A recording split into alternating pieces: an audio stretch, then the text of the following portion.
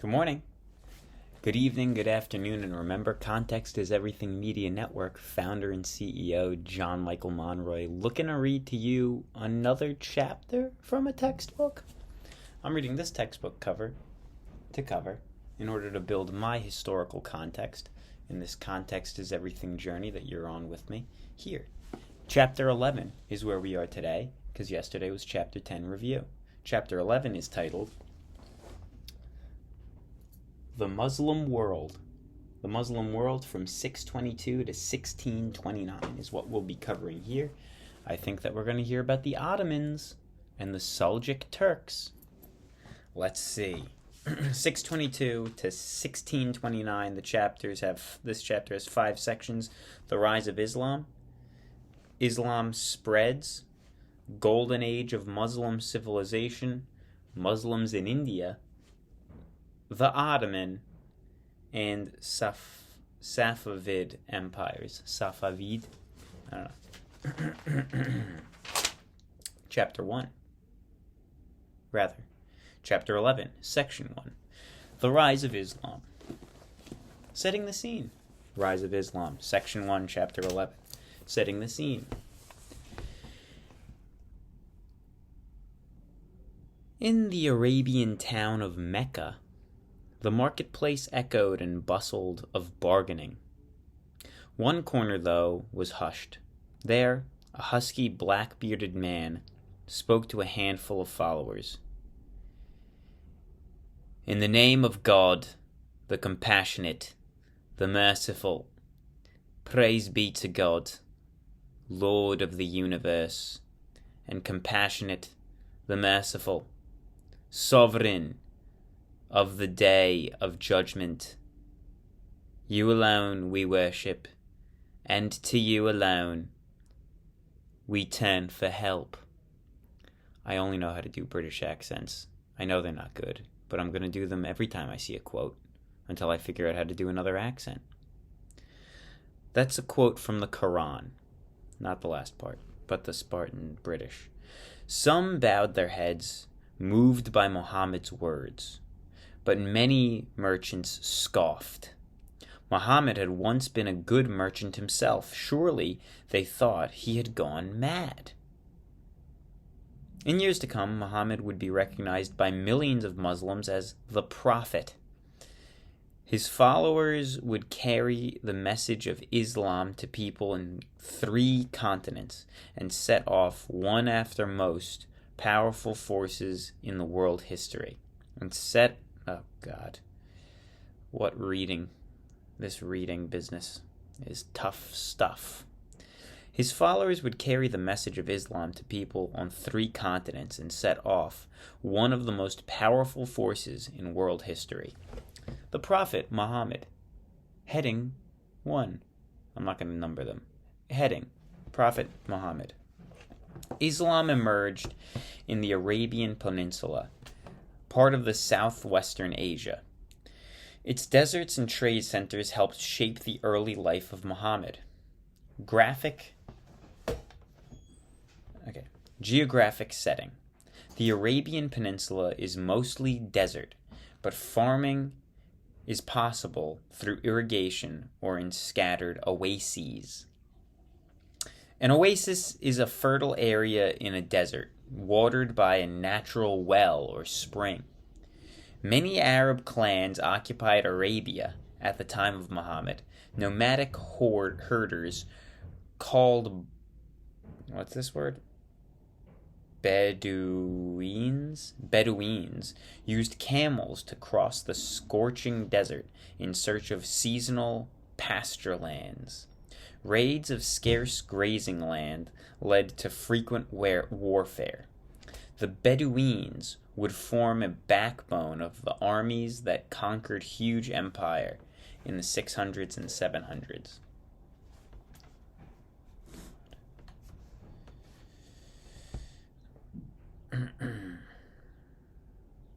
Bedouins traded with other Arabs who had settled in oasis towns.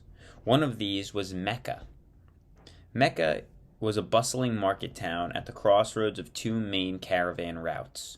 One route linked southern Arabia to Syria and Palestine, on the Mediterranean coast. The other route crossed from Mesopotamia to eastern Africa. Mecca was also a thriving pilgrimage center. Arabs came to pray at the Kaaba, an ancient shrine that Muslims today believe was built by the prophet Abraham. In Muhammad's time, though, the Kaaba housed statues of many local gods and goddesses. The pilgrim traffic brought good profits to local merchants. Muhammad's vision. Subheading: Muhammad's vision. Muhammad was born in Mecca about 570. In his youth, he worked as a shepherd among the Bedouins. Later, he led caravans across the desert and became a successful merchant. When he was about 25, Muhammad married Khadija, a wealthy widow who ran a prosperous caravan business. By all accounts, he was a devoted husband and a loving father to his daughters. Muhammad was troubled by idol worship and moral ills of society. When he was about 40, he went to a desert.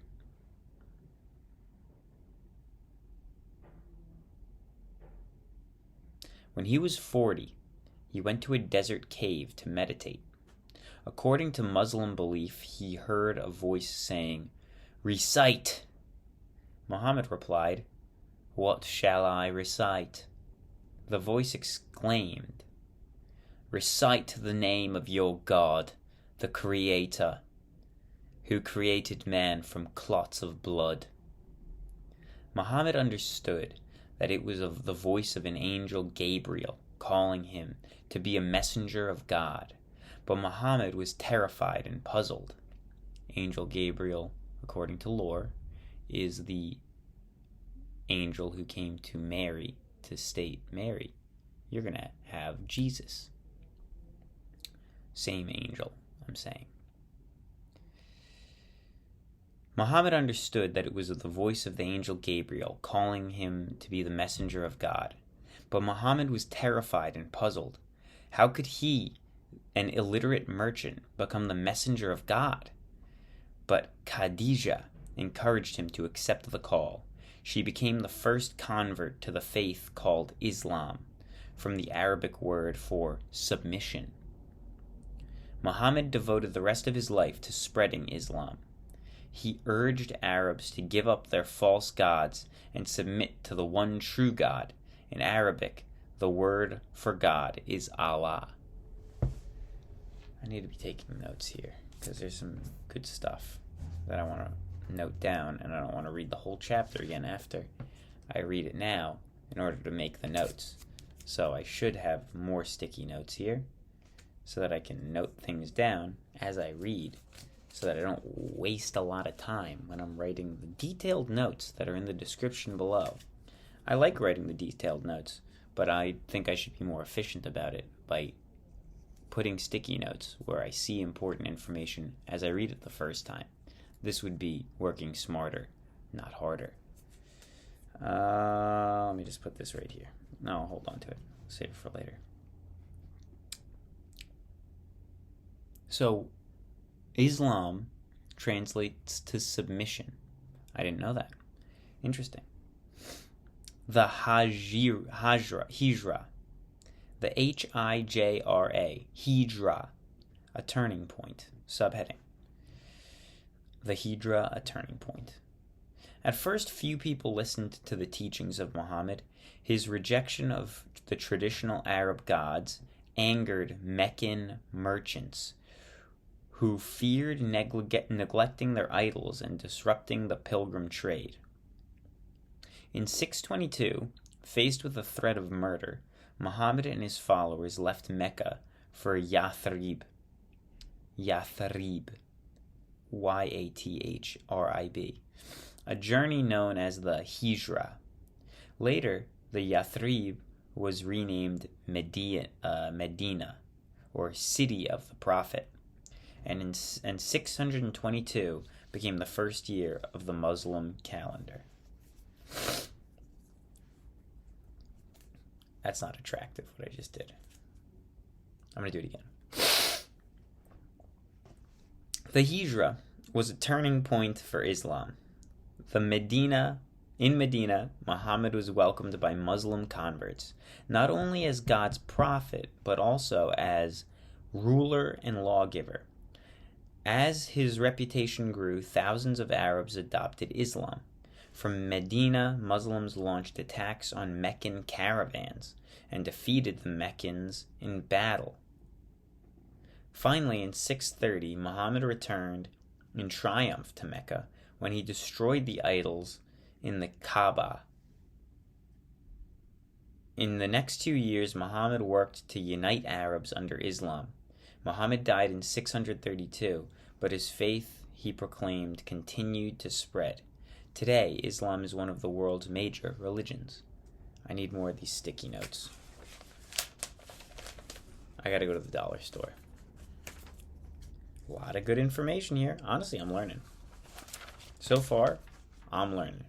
I hope you are as well as the listener. Teachings of Islam. Heading. Teachings of Islam. So the last heading was Prophet Muhammad. This heading is the teachings of Islam. Like Judaism and Christianity, Islam is monotheistic, based on belief in one God. The same God as Christianity and Judaism, as you could tell by the same angel, Gabriel. The Quran, the sacred text of Islam, teaches that God is all-powerful and compassionate. It also states that people are responsible for their own actions. Whoever strays bears the full responsibility for straying. Whoever strays bears the full responsibility for straying. According to the Quran, each individual will stand before God on Final Judgment Day to face either eternal punishment in hell or eternal bliss in paradise. Muslims recognize no official priests who mediate between the people and God. They don't recognize priests who mediate between the people and God. 5 pillars. Now that I have all 5 fingers up, 5 pillars. All Muslims accept 5 basic duties, known as the 5 pillars of Islam. The first is a declaration of faith. There is no God but God. Muhammad is the messenger of God. I think that's 1. Muslims believe that God had sent other prophets, including Abraham, Moses, and Jesus, but that Muhammad was the last and greatest prophet. The second pillar is daily prayer. After a ritual washing, Muslims face the holy city of Mecca to pray. Although Muslims pray anywhere, they often gather in houses of worship called mosques. The third pillar is giving charity to the poor. The fourth is fasting from sunrise to sunset during the holy month of Ramadan. The fifth pillar is the Hajj, Hajj, or pilgrimage to Mecca. All Muslims who are able are expected to visit the Kaaba at least once in their lives. Some Muslims look on jihad, or effort in God's service, as another duty. Let me read that again. This is from the year 2001, published probably in August. Some Muslims look on jihad, or effort in God's service, as another duty. Jihad has often been mistakenly translated as holy war. In fact, it may include acts of charity or an inner struggle to achieve spiritual peace, as well as any battle in defense of Islam. I'd be interested to see what a history textbook says now. If you have a picture of a new history textbook that gives the definition of jihad, I'd like to see it in the comments below, or maybe on a Reddit or something, because generally you hear a negative definition of that word. Okay, the Quran. To Muslims, the Quran contains the sacred word of God as revealed to Muhammad. It is the final authority on all matters. The Quran not only teaches about God, but also provides a complete guide to life. Its ethical standards emphasize honesty, generosity, and social justice. It sets harsh penalties for crimes such as stealing or murder. It sets harsh penalties on crimes for crimes such as stealing and murder. Muslims believe that in the original Arabic form, the Quran is direct, unchangeable word of God. Because the meaning and beauty of the Quran reside in its original language, converts to Islam learn Arabic. This shared language has helped unite Muslims from many religions. This makes a lot of sense, because in Christianity, we're reading multiple translations if you're reading in English the Bible. So it is not the original words, because it's translated multiple times, manipulated multiple times. You can read the King James Version, which will be slightly different from whatever the heck the other version is. I don't know. Because it was written in a different language. It was written in Hebrew, right? I don't know, honestly. But it's been translated multiple times, so since I don't speak Hebrew, I'm not reading the original words. But if you're reading the Quran, you're reading the original words, which means that you're getting from the source, rather than you're getting it through a filter, which you're getting from multiple translations. That is a filter, rather than the exact words as they were written when they were written, which you're getting from the Quran. People of the Book. Subheading. Muslims profess faith in the same God as that worshipped by Jews and Christians. The Quran teaches that Islam is God's final and complete revelation, and that the Torah and Bible contain partial revelation from God. To Muslims, Jews, and Christians are people of the book, spiritually superior to polytheistic idol worshippers. Although some later Muslims overlooked Muhammad's principles of tolerance, in general, the people of the book enjoyed religious freedom in early Muslim societies. We saw that in Mongol Russia, because the Mongols adopted Islam and allowed Christianity, Russian Orthodox, and Roman Catholic to really start to flourish, which kind of eventually led to the Mongol downfall. A way of life. Not really, but I guess maybe it did. I don't really know enough details about it. A way of life, new heading. Final heading. That would have been weird if I did a snot rocket, right? Garbage is right there. Would have gone in. No, it wouldn't. I just shouldn't talk about that. That's disgusting. If this was a live stream, I think I would have a tissue box. I'd have a tissue box and blow my nose when I would get sniffly like this. This is going to shortly turn into a live stream, by the way. This is actually an update from the CEO of Context is Everything Media Network here, John Michael Monroy. Just coming to you to tell you shortly, I don't know what day, but it will happen.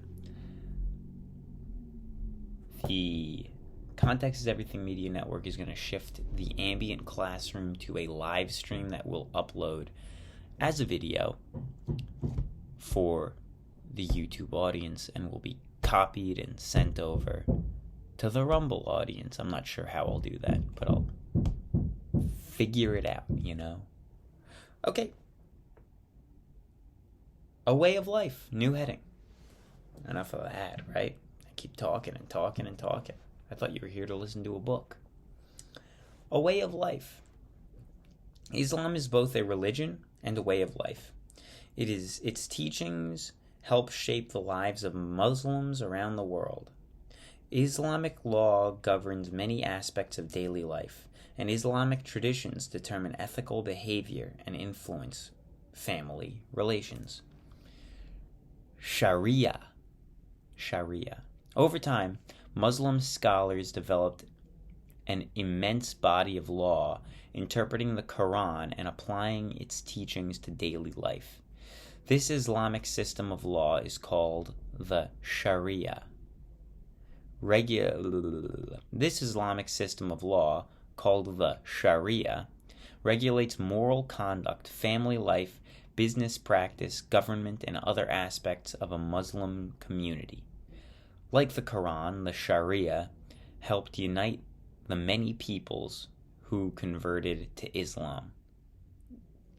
Unlike the law codes that evolved in the West, the Sharia does not separate religious matters from criminal law or civil law. The Sharia applies the Quran to all legal situations. I generally hear this term used negatively, derogatorily. I wonder what it really stands for. Sharia law. Impact of Islam on women. Before Islam, the position of women in Arab society varied. In some communities, women took a hand in religion, trade, or warfare. Most women, however, were under the control of a male guardian and could not inherit property. Furthermore, among few tribes, unwanted daughters were sometimes killed at birth. Islam affirmed the spiritual equality of women and men. Whoever does right, whether male or female, states the Quran, and is a believer, all such will enter the garden. So they're saying men and women can go to heaven. Women, therefore, won greater protection under the law. I don't know why, therefore. Maybe it's because I did the accent. I didn't understand what I was reading. The Quran prohibited the killing of daughters. Oh, good. Inheritance laws guaranteed a woman a share of her parents' or husband's property. Muslim women had to consent freely to marriage and had the right to an education. In the early days of Islam, some Arab women participated actively in public life. Though spiritually equal, men and women had different roles and rights. For example, the amount of inheritance given to a daughter was less than that given to a son. A woman could seek a divorce, but it was harder for her to get one than for a man. As Islam spread, Arabs sometimes absorbed attitudes from the peoples they conquered. In Persian and Byzantine lands, Arabs adopted the practice of veiling upper-class women and secluding them in separate part of the home. There they managed the affairs of the household, but seldom ventured out. Still, as in other cultures, women's lives varied according to religion.